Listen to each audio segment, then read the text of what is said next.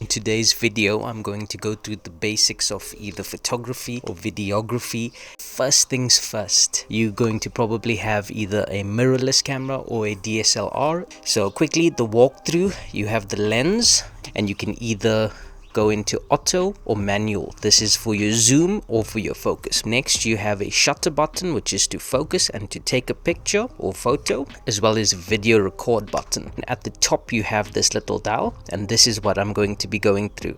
It is the MASP settings: manual, aperture, shutter, or programmable settings. So let's start off first with the auto settings. So the auto settings, basically, you're good to go. It does all of the work for you.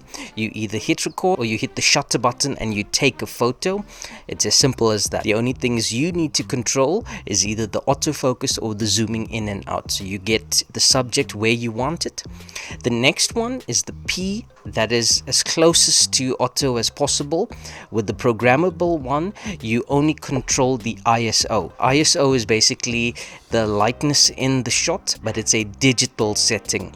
So you want your ISO as low as possible, closer to 100 if not 200, because the higher your ISO, the more grainy the shot is, and it looks cloudy and it looks pixelated and you see these whole bunch of white spots around. So you want the ISO as low as possible. The next setting is the shutter priority. It's where the camera controls the shutter. So in other words, if you're moving fast or if you're taking a shot of an object that's moving, you want a fast shutter speed just to compensate for that. It will do all the work. You just set your aperture. So shutter speed is if it's a moving target and you want either motion blur or not. Next is the aperture.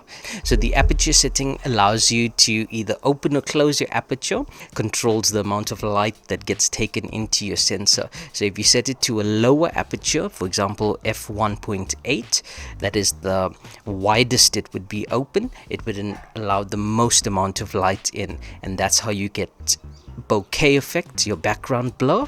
Or if you make it say f20, for example, it's the narrowest that the aperture would be open, and then you would get the least amount of light coming in.